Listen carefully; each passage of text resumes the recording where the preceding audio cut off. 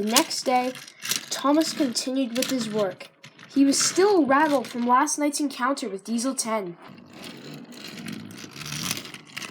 A few hours later, the sun began to set, and Thomas passed by Sir Topham Hatt. He stopped because he could tell Sir Topham Hatt was worried. "What's wrong?" Thomas asked. Sir Topham Hatt knew he couldn't hide his secret forever.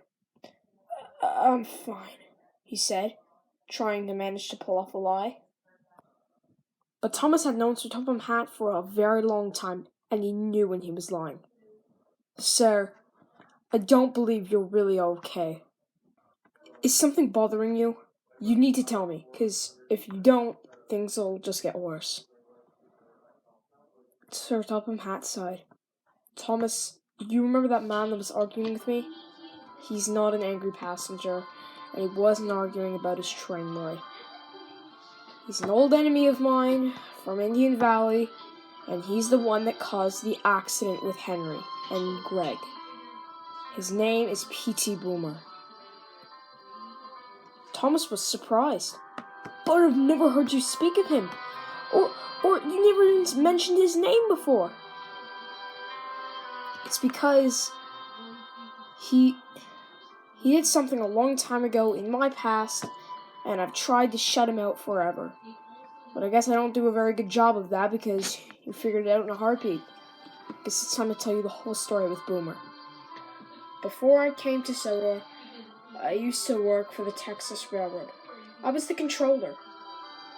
But ever since we were kids, Boomer has always been jealous of me. I got good grades in school, and especially when I got into the best railroading school in all of Texas, he was just jealous. And when I got a job as the Texas controller, it only made him more angry at me. I had an engine named Paul. He was the hardest worker out of all the engines. And Boomer knew how much I adored him and how much I took care of him.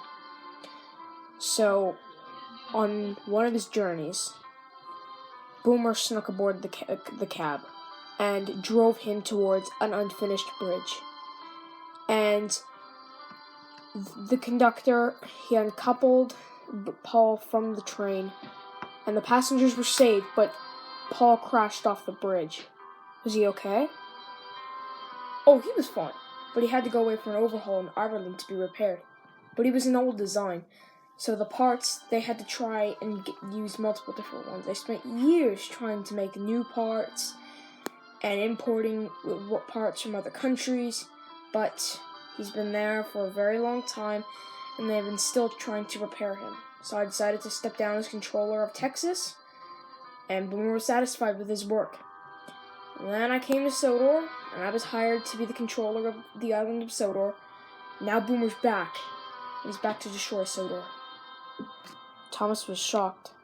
"Sir, I'm so sorry you had to go through that." "It's okay," Sir Topham Hatt said.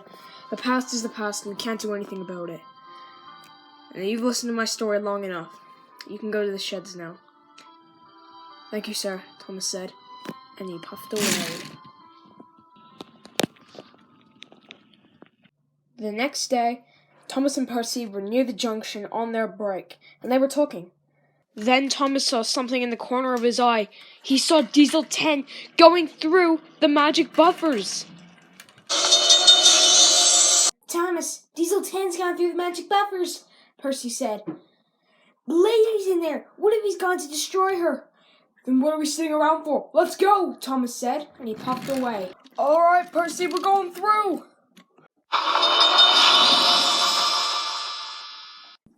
But Diesel 10 hadn't gone through the magic buffers. He and Boomer had used mirrors to make it look like they did. "Stupid steamies," Diesel 10 laughed. "Time to put our plan into action." "You said it," Boomer said. "All right, Boomer, you get the dynamite. Let's go blow up the main line." "Right. Wait, I thought you got the dynamite." "But you're the one that goes to Indian Valley to get the dynamite. I thought you had it." "No one told me any of this. We're the only two in this plan."